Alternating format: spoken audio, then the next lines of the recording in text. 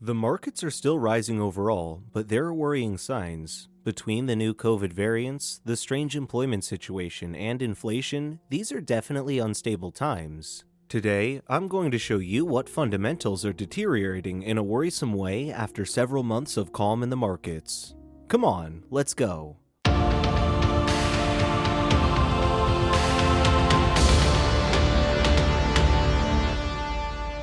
A first worrying piece of information comes from a rise in the market maker manager's fear meter. To be clear, money invested in a so-called risk-free products such as insurance, contracts, or other guaranteed capital products are working on their end to deliver the promised returns. In the middle of this system are the market maker managers. To put it simply, they are the ones who move the money around the financial markets with the double constraint of earning a little money or losing as little as possible in the case of negative interest rates, but also of not taking any risk on the capital. To make a long story short, $761 billion went from the bank's accounts to the reverse repo market, in other words, to the accounts of the Fed, the American Central Bank. This graph shows you the deposits on the reverse repo market. It's just staggering. Note that until late 2013, this was a marginal market in the financial system. The money was placed in the banking system because the interbank marketing was working well. And then the crisis of 2008 and the euro crisis in 2012 revealed a completely broken financial system. So the financial actors who need to secure their money fund in through their central bank much more frequently. This has two major implications. The first is a major warning of increased risk in the financial and banking sector. The ground is shifting.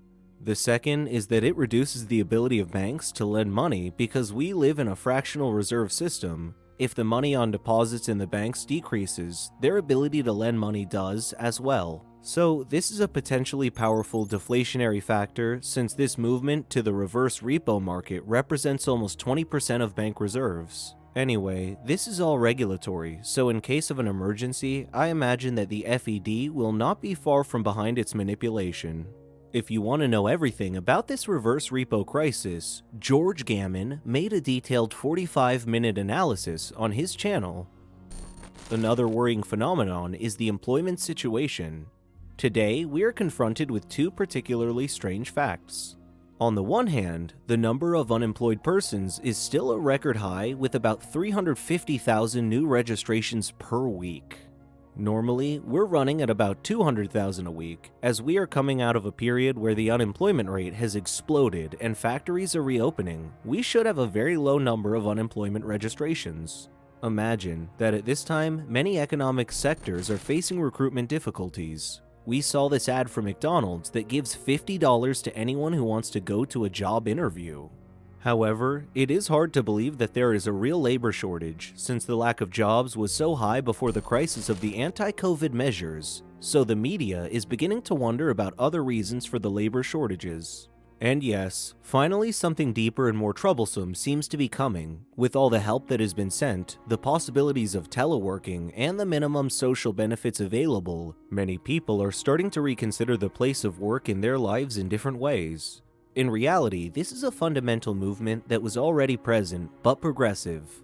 Call it joblessness or rising unemployment, but the number of working-age people with jobs is actually decreasing. The crisis of the anti-COVID measures has put a violent gap pedal into this phenomenon. At a time when people are talking about a basic income, modern monetary theory, or even helicopter money, a growing number of people seem to be looking for a different personal balance. I can see it in my area. If you choose to go and live in a region where real estate is cheap, and you try to manage yourself with your vegetable garden and a few side jobs under the table, you can get by just as well as a salaried job at the minimum wage and enjoy a better quality of life, or at least a chosen one. So yes, the polite way of putting it in the media is that people are reconsidering the need to work. This is a fundamental limitation of all these political ideas that have in common that income comes before work. Normally, you have to work first to get an income. The opposite does not work, and we are currently experimenting with it on a Western scale.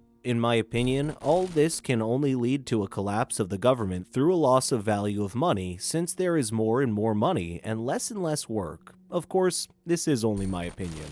Another critical point is that the inflationary dynamic has definitely spread worldwide, according to our models. Naystor indicates that 12 countries out of the 18 that we follow have gone into inflationary mode. Only France, Switzerland, Great Britain, and Japan are resisting. And if we look at these 4 countries in detail, they are only one step away from falling.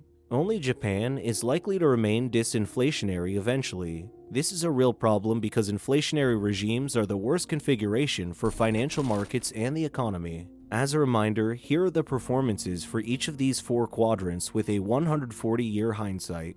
You can clearly see that recessions during inflationary periods, the red curve, are a real massacre for financial portfolios. Even when you are inflationary growth, the light blue curve, your portfolio performs worse than in a deflationary recession. This shows the power of inflation on the markets. However, this is understandable because inflation devours price-to-earnings ratios, the famous PER. By the way, where do we stand on these PERs?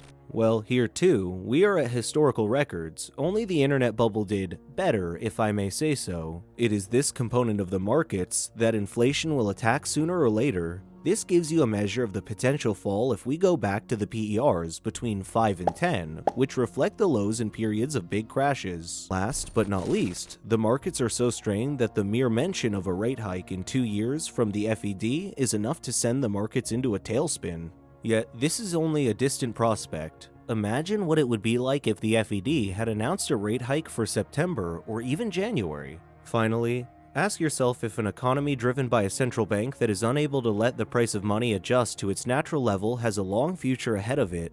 Find me, a single normal man, who manages his own money by himself, who would agree to lend it for nothing except a risk of non-repayment? From what I hear in my circle, insurance managers and other banking executives are well aware of this. The problem is that they are not free to do what is best for their clients. Regulations force them to buy more and more government bonds to finance this leviathan that is unable to normalize its spending well above what it earns. We are in a period of monetary repression where your savings have become the target of the government and central bank.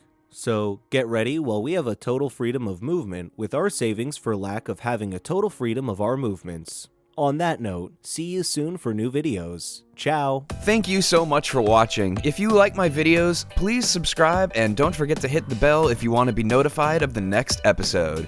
And if you want to invest in the stock market over the long term or diversify your financial portfolio, I'm offering you an analysis of the 8 European star stocks to have. Thanks again for watching and have a great day.